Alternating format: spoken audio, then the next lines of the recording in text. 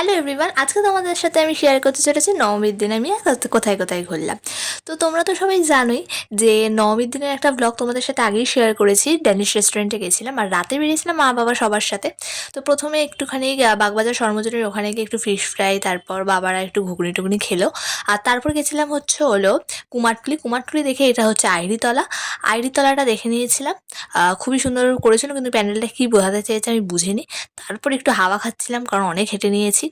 তারপর একটু বসেছিলাম, হলো খুব গরম লাগছিলো, তো দুটো ব্লু লেগন অর্ডার দিয়ে দিয়েছিলাম। তো আমরা এই কজনই বেরিয়েছিলাম, মা বাবা আমি, সৌম্য আর মামা। আর এই যে ব্লু লেগন দিয়ে দিয়েছে, খেতে বেশ ভালোই ছিল, আমাদের তো বেশ ভালোই লেগেছে। তারপর অনেক হাঁটাহাঁটি হয়েছে, ঠাকুর দেখাদেখি হয়েছে। তারপর রাত 1টার সময় আমরা রোল খাচ্ছি, একটু খিদে পেয়ে গেছিলো। তারপর বাড়ি থেকে ডিনার করেছি। তো এইভাবেই আজকের দিনটা পুরো কাটালাম। তো বেশ ভালোই লাগলো।